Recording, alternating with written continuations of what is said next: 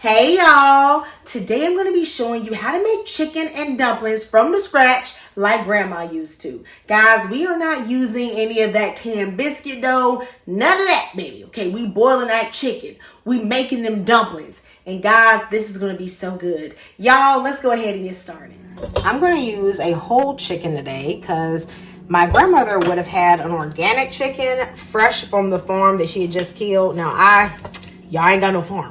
Okay, so I'm just going to get the best one I possibly can. And what's interesting to me is that I actually feel like the different brands do taste different. Like some brands have a fresher taste than others to me.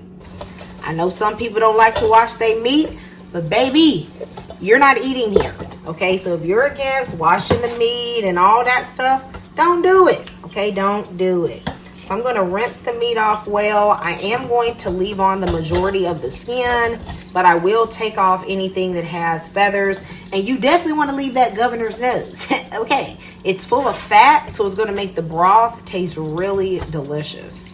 So I'm going to lift my chicken out, and y'all, look at all that comes out, okay? Y'all say y'all don't wash, but look at that, okay? That would have been in your broth. Some people get really upset that I show washing the sink, but I show some of these things because not everybody knows. And if you know, hey, everyone's raised differently. People don't know everything. So I just like to throw in these little tips when I can. And if you already know, baby, good for you. I think the quickest way to cook the chicken, especially if you're using a whole chicken like me, is to put your chicken in a pressure cooker. This is really going to break it down quick, but of course you can boil it on the stove. I'm going to add some onions. This is one onion, and yes, you can leave the peel on. It's fine. This is just for broth. I'm also going to throw in some cloves of garlic and bay leaves. Now, y'all, we don't know what flavor bay leaves add, but we don't have it. Baby, something ain't right. This is a bunch of fresh herbs. So I have sage, rosemary, and thyme. When I choose the type of vegetables to put in the broth, I often go for ones that are not as ideal. So like really skinny or small carrots or this celery that's at the edge of life. But I am going to season my broth with this chicken seasoning. This is pretty much like garlic powder, onion powder, herbs, just flavors that go well with chicken. I'm going to add about a teaspoon, or y'all know what it is. Okay, you watched. Okay, you add what you think it is. Okay. Then I'm going to put in some pepper, little white pepper, about 3/4 of a teaspoon of salt. And I'm also going to use this better than bouillon chicken base. This is going to add like a deep richness to the broth. But if you don't have it, you could use just bouillon or leave it out. I have about 6 cups of water, but I'm definitely not going to fill over the max fill line in the Instant Pot. The chicken will release its own juices as well, so I don't want to overdo it. And plus, I always save any extra broth, if there is some, and just use it in other recipes. I am going to pressure cook this chicken for about 20 minutes, and then I'll let it natural pressure release for about 20 minutes. You actually don't have to let it do the full natural pressure release. This chicken should be fairly well cooked, especially since it's only 4 pounds in that time period. I am going to chop up some celery, carrot, and onion to put in my chicken and dumplings. I'm going to saute them. I do know that some people don't like to do this, okay? For whatever reason, they feel like if they see the little vegetables, it ain't right, okay? So if you don't want to do it, don't do it, baby, okay? You do whatever you want to do in your kitchen. No one's going to come in and force you to do what you don't want to do, okay? Also, if you guys have been loving this video, please make sure you like the video and subscribe and let me know if you're going to try my recipes.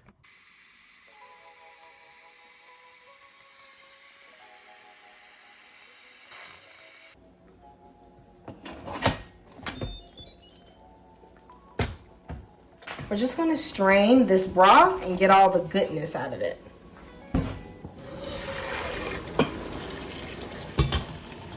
Guys, there is so much flavor up in here. Let me tell you, this broth smells so good.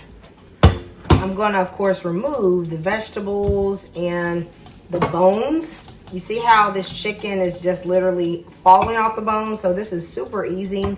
Y'all, if my grandma had a pressure cooker, she would have used it. You know, we always say, well, my grandmother didn't use that fancy equipment. Well, she didn't have it available, or she may not have had the finances to get it. So, guys, I love using the modern technology, okay?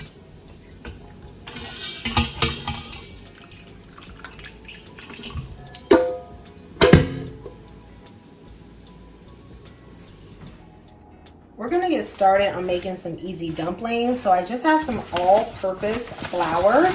And you guys know I love weighing flour for recipes, but I'm not gonna do that today, especially for dumplings, guys.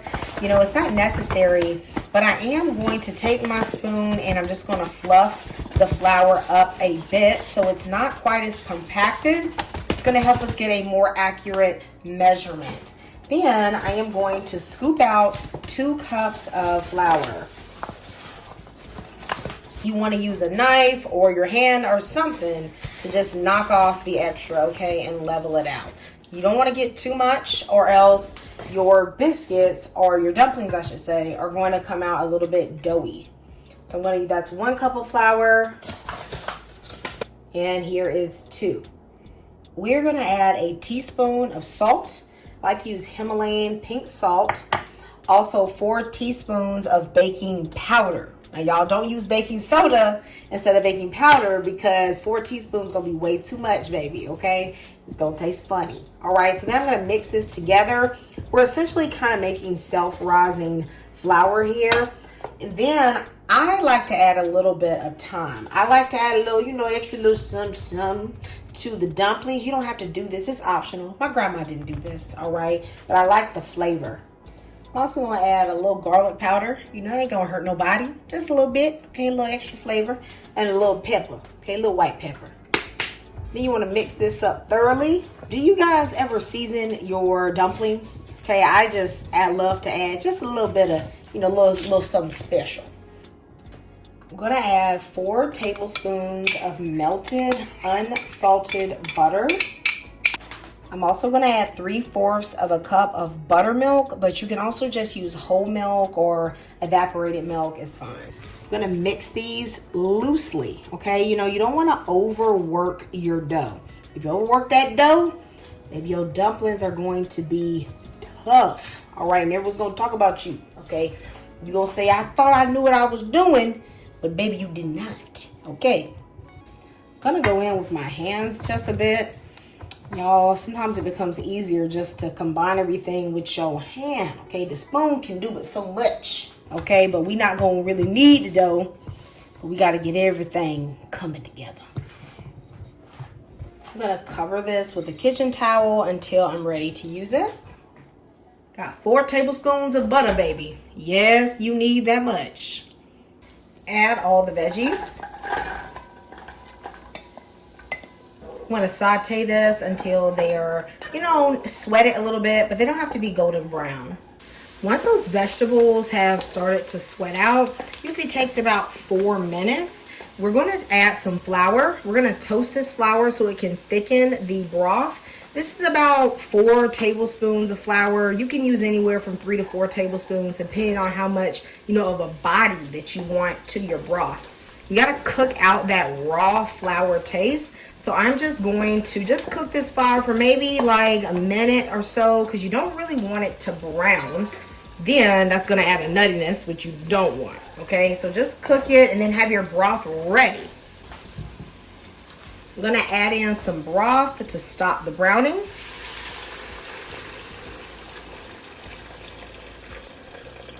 Not using all the broth, maybe about 4 cups right now. I am not using cream of chicken. So the flour is going to help thicken things up. And of course, when you add in the dumplings, that'll thicken everything as well. I don't add it all at once just in case there's any lumps, but I don't see there to be any lumps today.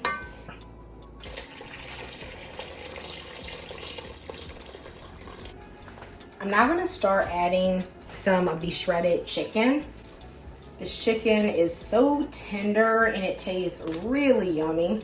You know, my grandmother didn't actually have all that much chicken in her chicken and dumplings. which is really funny because, you know, that's the name of the dish. But my mom says she remembers her mom putting mostly dumplings in there. But y'all, I got to have me some protein. Okay. I'm going to adjust the seasoning with a little bit of chicken bouillon powder.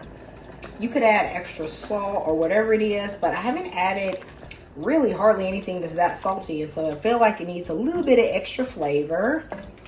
Let's get these dumplings in here. So we have my dough, and I have a little ice cream scoop. This is a small one. I'm going to take out some dough pieces. I'm just going to plop them right into that delicious broth. Let me know in the comments if you are a drop dumpling or a rolled out dumpling person. Y'all, I actually like the drop dumplings the best. This is my fave, so I'm really excited to eat this.